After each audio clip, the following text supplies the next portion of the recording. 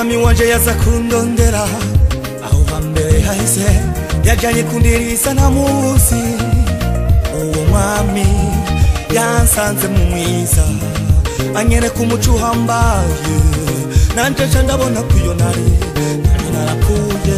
Birashoboka ko wewe ugisambana, birashoboka ko wewe ukiroga, birashoboka ko wewe ukinyaga, birashoboka ko wewe ukigunga. Nuze kwa Yesu hari amahoro, iwa Yesu ari ubuhungiro. Iwiwe nta kurira, iwiwe nta kuganya, iwiwe nta gutotezwa. Uwo mwami suwitaho, iwiwe nta kurira, iwiwe nta kuganya, iwiwe nta gutotezwa. Uwo mwami suwitaho. Nshuti yanje uri ngaha uyu munsi, nuze kwa Yesu ari ukuruhuka. Nimba ufise ibintu bikutesha intumbero, nuze wa Yesu ari ukuruhuka. Yelelele niwisile wiruhukile, iwa Yesu ari ukuruhuka.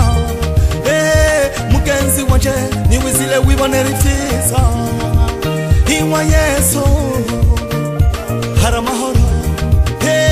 Mugenzi wanje ndakwinginze niwisile, iwa Yesu hari ukuruhuka. Ndabatumiye mwese nimwisile mwibonera ivyiza. Kuruhukira muri Yesu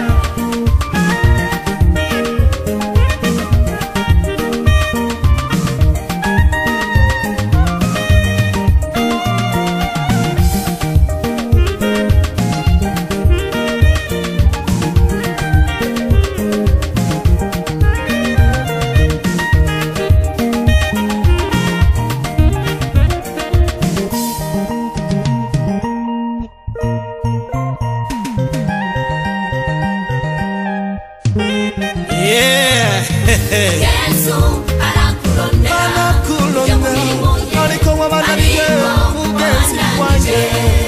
Winyegeza, we love it.